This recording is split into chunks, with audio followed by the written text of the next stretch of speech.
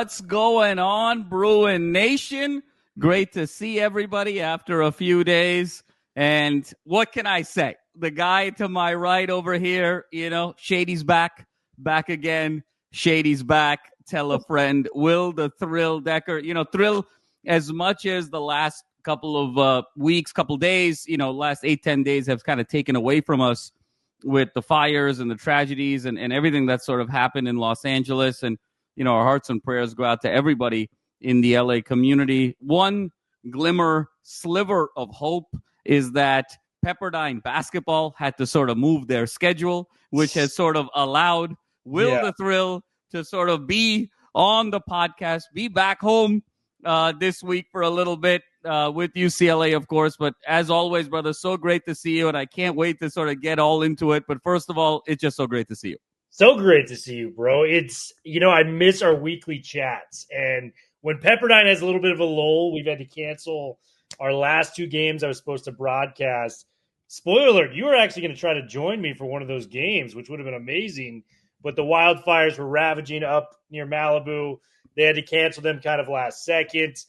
I'm like, I need to talk sports, and there's a lot to talk about with what's going on in the current UCLA landscape.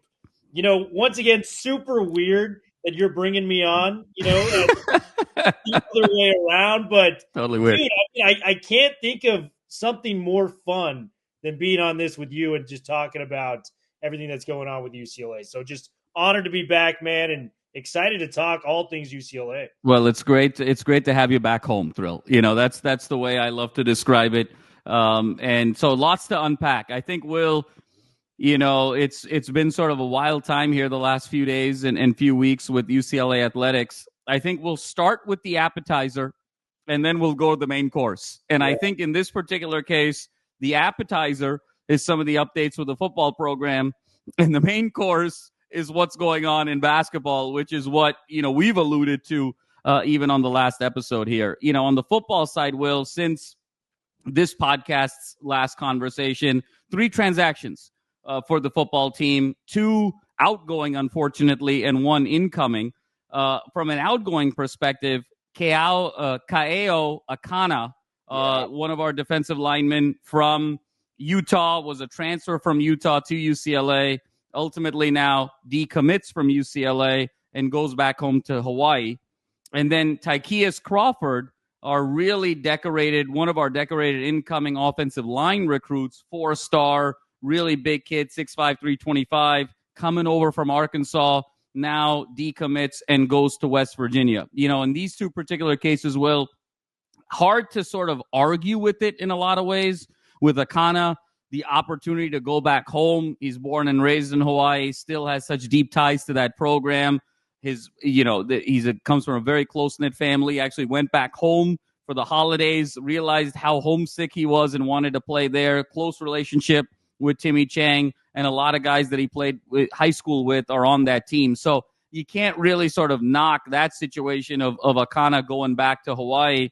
And then I think in the case of Crawford, Will, it was a situation where, in this wild world of NIL and essentially an NFL light professionalization model, I think UCLA just got outbid by West Virginia. Yeah. And I think West Virginia came in with a very strong NIL package. And, these kids have to sort of make business decisions. So, I think those were the 2 circumstances that went into those 2 particular individuals sort of leaving the program, but not all doom and gloom, as we get an incoming wide receiver. Kadon Robinson comes in from Appalachian State last year, 53 catches, 840 yards, 2 touchdowns. Year before, Will, he caught 10 touchdowns. This really kind of feels like a compliment to Joey Aguilar and an opportunity for Aguilar to really try and win this starting spot with getting one of his former favorite targets. And you got to like what we're seeing here, Will, in the receiving room. I mean, you got TMA, you got Flores, you got Gilmer, Jaden Wilson from Arkansas, and now Robinson comes in from App State. And now I think overall, in losing Akana, in losing Crawford, I think there's a sense here, Will, we probably need 1 more offensive lineman, to sort of round out the rotation. And then I think we got to hit that defensive line now. We need 1 or 2 more defensive linemen, probably 1 on the interior, 1 on the edge. And then I think linebacker is sort of that last position of need as well. So I think there's probably 3 to 4 more gets here, 1 on O-line, 2 on D-line, 1 on linebacker. But just talk to me, man, on the sort of overall state here the last couple of days based on these transactions and just your overall take of things. Yeah, let's start with the positive. Caden Robinson, this kid was very coveted in the portal. And you mentioned it, 2023, 10 touchdowns, had close to 1,000 yards receiving the last 2 years. Huge compliment to Joey Aguilar, who I think is going to be the placeholder at the quarterback position for UCLA. And you go back through the recent memory of UCLA quarterbacks, they all kind of have a guy. Remember Dorian Thompson-Robinson's last year? Who was getting the primary targets on those third downs? Jake Bobo, who's lighting up the Seahawks right now. We love him to death. That first year with Garbers, when he kind of took the reins, it was Logan Loya. Logan Loya was that guy for Ethan Garbers. Last year, I felt like Garbers just didn't have the time he normally did, and it was weird where we were calling for Loya and didn't get a lot of it. It ultimately became Matavao, right? You know, I think that, to me, at the end of the year, Matavao was the guy. It's a huge reason he's going to the Senior Bowl, you know, the most illustrious of the draft games that you can go to before the NFL draft itself. Caden Robinson, bro, I think this is Aguilar's guy, and I'm just really excited that UCLA can add that into the fold. This kid's talented, too. I mean, USC wanted him, and Auburn wanted him. These were offers within the transfer portal. Those are 2 powers, and he chose to follow his old quarterback to UCLA. So I know it looks like Appalachian State on paper, but I think this is one of the rare transfers from a lower-tier school that can make an impact. And, I mean, we got Rico coming back. We got Quasi, who looked like maybe the most adept freshman wide receiver that I can remember. Can you name a more adept freshman receiver for UCLA? You are more of the historian on this side. Yeah, I mean, I'll probably go Freddie Mitchell there, Will. You know, like he reminds me of Freddie Mitchell in a lot of ways too. And I know we sort of have, you know, had conversations about Freddie Mitchell 2.0. That was probably the most like freshman ready that as a reference point. But since then, Will, hard to imagine having a true freshman wide receiver, you know, of Gilmore's status. And I expect him to make the big jump. I mean, the receiving room's we didn't even mention Titus, who's coming back. So receiver room's loaded. We've talked about it. The last 4 to 5 years, this room has been stocked. It's like a pantry where, you know, stuff is falling off the top. It's too full. It's going to come down to the trenches again, man. And I was bummed about Akana because I saw the potential in this kid. He was a 4-star guy. Kyle Whittingham, we talked about it on the last episode where it was like any guy that's rubbed shoulders with Nick Saban, you know, we like those guys. Kyle Whittingham, I know he had a down year last year, but Kyle Whittingham, pound for pound, is a top 5 coach in all of college football over the last decade within the sport. If he was good enough for Whittingham, there's a good chance we want him here at UCLA. So I really like that. We had a crucial opening at the edge spot. Remember last year we had Femi playing the edge, and luckily that's turned into a roaring success story. But you want to bring Akana back, man. That was a big one. I felt, yes, you can go to the portal, get more guys. Crawford was a big loss for me, too. I know he had only started, you know, I think single-digit games. He was going to be a senior. Yeah, it was about 6 games over the last 3 years. But still, Will, you know, big rotational piece in the big bad SEC with Arkansas, and you need those guys. I mean, how many times, and the answer, spoiler alert, is 0. Do you sort of go having your top 5 offensive linemen healthy the whole season, you know, so you're invariably going to go 6, 7, 8 deep at that position. And I think we sort of understand who the 5 are with the 3 gets in the portal, but, you know, really needing to sort of reinforce that depth. So I agree with you. The Crawford loss is significant, and I think UCLA needs to supplement there. Totally, man. So if they can replicate those losses with something nice, you know, I feel like UCLA could be right back where I had them. This was a roaring success story, I think, what they were doing in the portal. They need to just fortify that D-line, get another offensive lineman in there, and I'll be back to feeling confident. But, dude, we are a lot further away than what I thought we were going to be, so there's a lot to be just excited about, I think, with UCLA in terms of these portal additions. No, for sure, Will. And obviously, there's still so much to go, you know, until the kickoff of the season. Now we have to see how all these guys mesh in January, February, and March. And then, oh, by the way, there's another portal season, April 16th to the 25th, where more madness can happen. So it's just the nature of college football here, Will. we used to think this was a 3 or 4 month sport. And, you had signing day in December, and then you had kind of that All-American, the, bowl game, the Under Armour bowl game, early February, and then you're kind of chilling until spring ball. Oh, how those days are long gone. I mean, this is a 24/7, 365 sport now. So lots more to unpack in the weeks and the months to come. And we got you covered here on LAFBnetwork.com as always. Thriller, now that we've gotten the appetizer out of the way, I know you're licking your chops. I know you're ready to roll up your sleeves. I know you're salivating. It just bums me out, man. You know what I mean? It's tough. What has happened, Will, since you and I were sitting courtside at Intuit Dome with our buddy Norman Powell, watching Gonzaga UCLA, seeing UCLA come through in that triumph. At that moment in time, Will, this team was sitting at 11-2 with wins in 3 of their previous 5 games against the likes of Gonzaga, at Oregon, home against Arizona. Everything starts clicking. You feel like this is a Final Four caliber team. This is a team that is positioning itself for a deep conference run, perhaps a 1 seed, perhaps a 2 seed in the tournament. Really, the sky is the limit. And then since then, the wheels have absolutely fallen off, Will. Last time I spoke to our viewers and our audience, we were at 3 consecutive losses. And Cronin just ripped into the team after that Michigan game, called them soft, called them delusional, ripped into the players, ripped into the coaches, ripped into the referees, ripped into the conference, and said that it just, everybody but himself, and got into a long conversation about leadership there. That now was then followed up with a 4th consecutive loss. And again, Cronin gets back on the mic, talks about how Bilodeau got out-physicaled, how this team really was detrimental in so many different ways. So, Will, there's the tactical elements, and I know you and I have talked about lineup changes, and we saw the lineup change, DA out, Mara in. That's is what we expected in terms of being able to go bigger moving forward.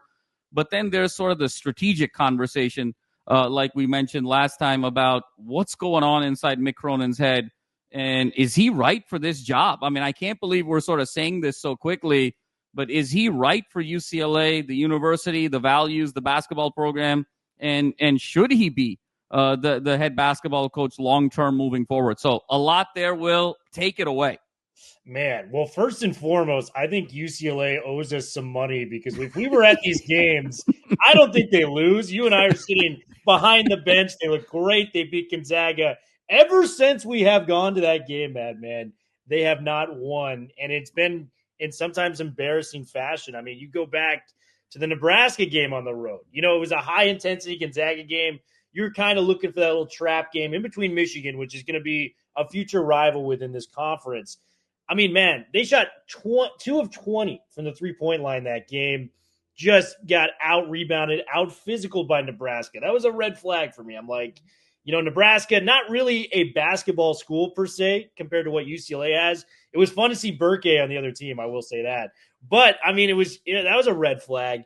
And the Michigan game, the struggles continue. Golden looked like prime David Robinson in the paint there. Yeah. This guy was just exposing the UCLA defense. They shot 4 of 28 from 3. I mean, you cannot shoot worse from 3 in a 2-game stretch than what they shot during those. They picked it up a little bit in the last 2, but, you're playing Rutgers, a team that has 2 potential top 5 picks in Dylan Harper and Ace Bailey. Still think we should have won that game. It's Maryland, we got absolutely decimated. I don't know what the answer is. You talked about it. You need to have 2 guards scoring double figures for this team to be successful. Dylan Andrews looks lost out there, man. And I had kind of come around to Dylan Andrews. And right when I came around to him, he hit the Oregon game winner and, we're winning, doing big things. He has really, really, really struggled in the short term here. And, they brought in Stefanovic to start the last game against Rutgers. They've done different things, but the scariest part, if you're a UCLA fan, the shooting is one thing. The defense has been so out of character for Mick Cronin. I was reading Ben Bolch's piece today on, what happened against Maryland. Dude, they have allowed 5 halves out of 8 halves of over 40 points. Yeah. That is so uncharacteristic for UCLA basketball. And I want to ask you this. I'm going to put it back to you, man. He ripped the team pretty badly publicly. There's a line for these athletes where, they're willing to take it if it's face-to-face and you kind of, just pat them on the ass and say, hey, I love you. I'm in your corner. Let's go out and do this. You played soft tonight, but, let's get after it tomorrow. Let's get to it. When you do that to the media, I feel like that's a totally different thing than doing that in the locker room to your guys. Soft is one of those words where athletes will get incredibly triggered by.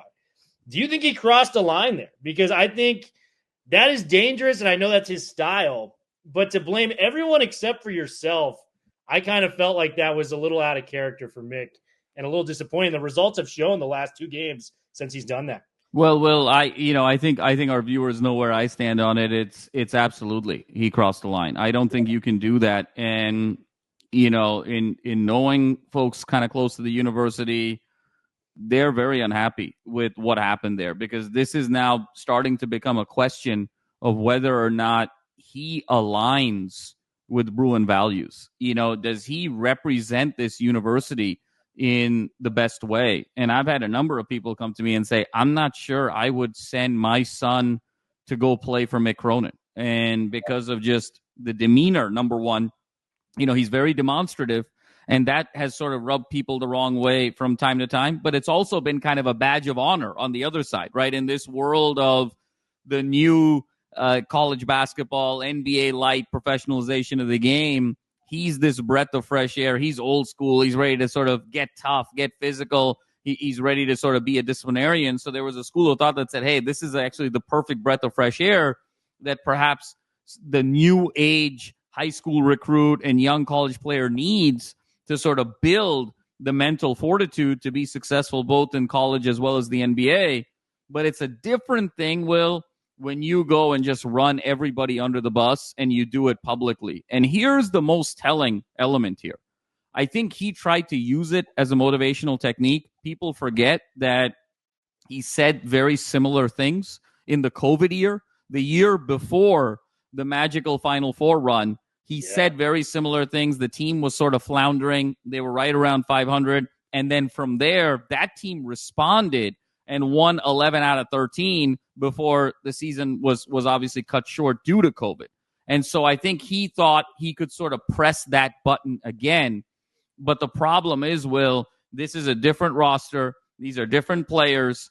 That team was kind of more of a blue-collar, lunch pail team. He was early in his tenure. He didn't have as many decorated recruits. Obviously, Jaquez ended up becoming a superstar, but you didn't know kind of what you had in Jaquez early. A lot of other kind of journeyman recruits.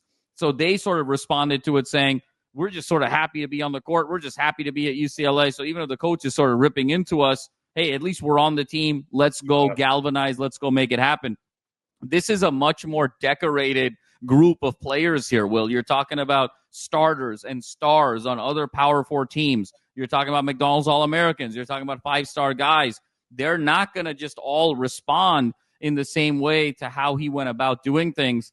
And I think the biggest red flag for me, Will, over these last 2 games since he said it, because it's a 4-game losing streak. He said it after the Michigan game. This team has gotten outscored significantly in the second half of both of these games. Yeah. So after you go and you give your halftime speech and you make your halftime adjustments and you're interacting with your team directly, they're coming back out and laying an egg, which means that, A, you've crossed the line that they are not responding to you. And I think how he sort of manages this moving forward is going to, I think, be critical to whether or not he can be retained long-term, because have these guys quit on him, have these guys shut off on him. UCLA is not going to, God forbid, lose a game by 50 like what happened against Utah last year, but are they starting to tune him out, and are they going to tune him out more and more as the season progresses if losses pile up and the opportunity to make the tournament does not exist anymore?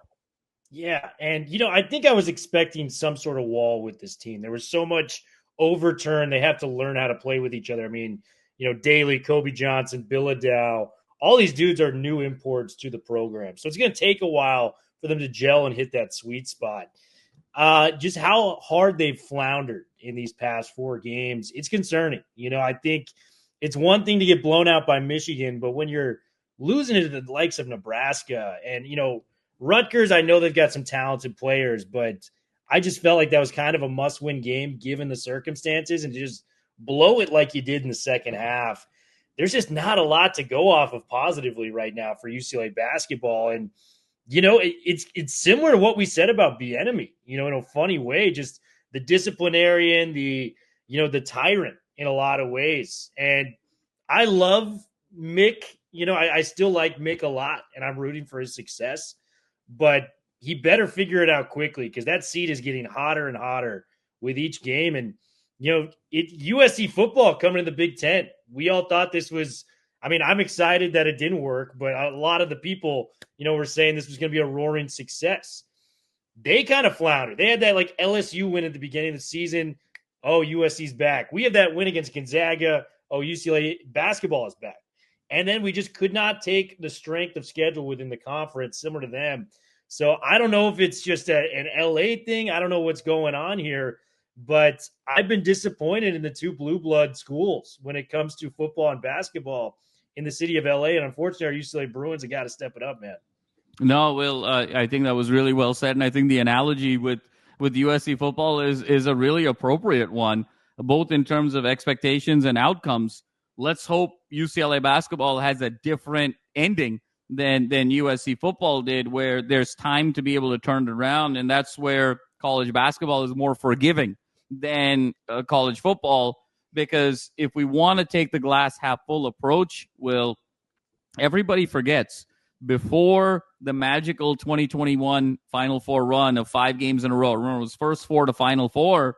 UCLA lost 4 games in a row, literally, and that's what forced them to get into the first 4 games. So it isn't unprecedented in the Cronin era that 4 straight losses is catastrophic. It's the death blow. But I agree with you. The way this team is looking right now, with a lack of identity offensively, they look scared offensively. They look tentative offensively. I mentioned it in our last episode. And now, to your point, Will, 5 of the last 8 halves giving up 40, which is so un-Cronin-like. It tells you that he's not responding to them. And so now moving forward, Will, the big question is, can he relate to these guys in a way where they're going to listen and this thing can kind of get turned around? Because, Will, the trajectory right now is going the wrong way. 21, the magical Final Four run. Then 22 and 23, back-to-back Sweet 16s. And potentially 24 and 25 back-to-back missing the tournaments. This thing is free-falling the other way if this holds up. So, obviously, and again, another analogy to USC football, much in the way the Lincoln Riley buyout is sort of significant and the Mick Cronin buyout is significant. And so he really needs to figure this thing out. Otherwise, he's putting Martin Jarman and the athletic department and the university in a very difficult and precarious position going into the 26th season. Yeah, and I don't know if I'm ready to completely panic on Mick just yet. I think I need to see another 4 to 5 game stretch before I'm ready to, plant my flag on whether he should stay or not. You are the ultimate guru when it comes to basketball, and I love hearing your opinions on this. If you were Mick Cronin, Madman, what would you do to fix the roster right now to get us out of this funk? Because you and I were talking, and I go, what are the expectations? And this is how much UCLA fans need to know about Madman, is I've seen this guy as high as a kite when they win, and I've never seen him lower when they lose. So Madman wears his heart on his sleeve for UCLA sports. You guys need to know that. But when I asked you at the game, I'm like, what is a successful season? What needs to happen for UCLA to, essentially reach their ceiling of this season? And you go Final Four or bust. That's what you told me against Gonzaga. Absolutely. And it's been 4 games since then. So what do we need to do to get back on that trajectory to get to the Final Four and make that ceiling a reality? Will, I think, and number one, I stand by that, because when you look at the roster, it's a Final Four roster, Will, in terms of the depth, the versatility, and the toughness, the experience. And then when you factor it in, where you feel like we really missed some opportunities in 23, particularly in 23 with the bad luck with Bona and Clark, And then even in 22, Will, off of the Final Four team, it felt like we had more than a Sweet 16 in us. Might have been an Elite Eight, may not have been all the way to the Final Four, but there was a little bit more there that we left off the table. And so when you feel like you've left some things on the table the last couple of years, you really want to be able to maximize the roster here moving forward. For me, Will, I think tactically, he's got to bring Mara into the starting lineup and move everybody up. And so I think you got to go Mara at the 5, Billadao at the 4, Daly at the 3, Kobe at the 2, Clark at the 1, and you start going traditional 1-2-2. Clark is your lead guard, and then you got your 2 wings in Kobe and Daly, and then you got your 2 guys on the block in Billadao and Mara, and you can run all kinds of action. High pick and roll, down screens, high-low, really get a lot of movement going. 3-man weave at the top, and really start spacing the floor well. I think Mac has to be your unquestioned 6th man, and then you're probably going to need to play Trent Perry more, because I think he's somebody that there's a dynamism to him that he brings to the table. I think strategically, this is about give and take, okay? It cannot be when you've led with such an iron fist and then you've gone and ripped these guys, you have to now come back in a place where you're willing to put your arm around these guys in a place of collaboration. You say, look, guys, I've made some mistakes. I should not have gone public, and that's on me, and I'm going to be better, and I apologize to you guys. Here's where I think we can make this work. I need you guys to play elite defense because I know you're capable of it, and defense is going to be our calling card on this team. Now, but I see the ill of my ways in that offensively, I'm going to be okay with some turnovers. I'm going to be okay with some bad shots in the name of getting the ball moving around and in the name of these guys feeling more empowered. Because right now, Will, they look hesitant, they look scared, they look nervous, they look tentative. It's tough to watch. They're passing up open shots because they're afraid to make mistakes. So this is, I think, where Mick can lean in and say, we're going to go 1-2-2, but we got to be a little bit more free-flowing. But I need you guys to lock in defensively. And if we can do that, this team can kind of get back to where they are. Because, Will, Sky Clark is somebody who, as a lead guard, I don't think we have really seen his potential yet. This is a guy who wants to get out and run. He's a floor general. He's dynamic with the ball. Great decision maker in the open floor. If you give him 2 wings and you give him 2 guys on the block, and you can give him sort of a shooter off the bench, you are going to start creating pace in this game. And then Trent Perry can be the backup lead guard and do the same, because that's also Perry's game. And then if things get clogged up from a bench perspective, just throw it to Mac and let him attack. Now, look, are the turnovers going to go up a little bit? Probably. Are there going to be some bad shots? I'm sure. But you're going to start now getting to a place where you're now consistently scoring 70, 75, 80 points, and then you want these guys to lock in defensively at key stretches of the game, because that's going to be their identity, and they also stay fresh, Will, longer into the season and into a deep tournament run. Because that's the other knock with Cronin, right, is he plays such a tight rotation, and he goes so hard on defense. These guys have nothing left in the second half, and it's why all these blown leads have happened over the years. So that's how I would approach it. How about yourself? It's kind of like Thibodeau, right, where he's just run these guys into the ground, similar to the Knicks coach. You made such a great comparison on this show where you compared Tyler Billadao to Pau Gasol in terms of their game. Stretch for kind of the more finesse side. What did Gasol need to do for that Lakers team to reach that ceiling? He needed a big bruiser behind him, and that was Andrew Bynum. William Kyle. Yep. Let's integrate this guy back in the lineup. This was Defensive Player of the Year in the Big Sky Conference. Not just a good defender, Defensive Player of the Year for the entire conference. I'd like to see that guy on the block. Mara, I love the length. It's going to make sure it's a lot more difficult for these guys to get in the paint and finish around the basket like they have. I'm sure Golden was going to get 30 anyways that night, but a few more of those shots were going to be deflected away if Mara was in the paint a little bit more.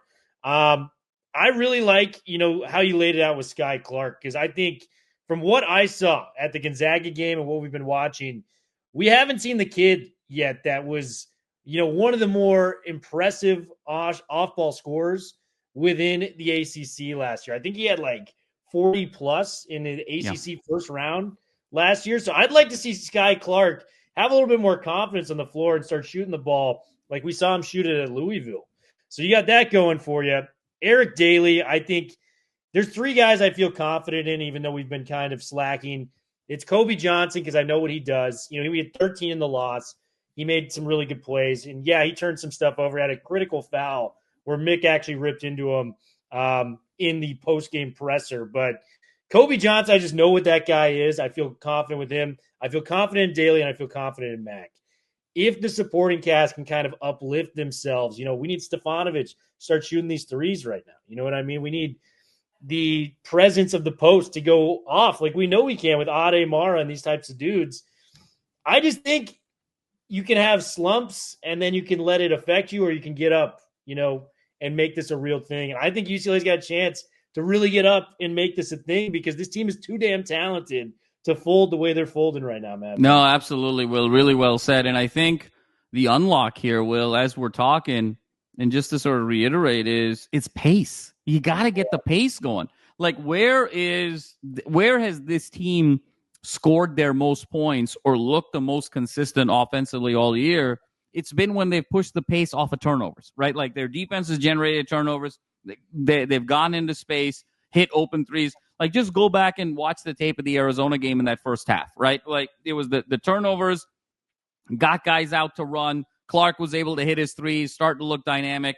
And when you think about a Kobe Johnson, right, he's so talented, but he's taking such few shots in the game, right? Yeah. Because it's half court, it's slow, it's hard to sort of kind of stay integrated when you don't have sort of an ability to break down the defense. And Kobe Johnson's so focused defensively that I think it's taking away from his offense. Daly sometimes gets a little lost offensively. He's so versatile, but I think what happens with Daly is sometimes when you're such a versatile player, you don't have that sort of one go-to move or the one go-to thing that you want to do in the half court.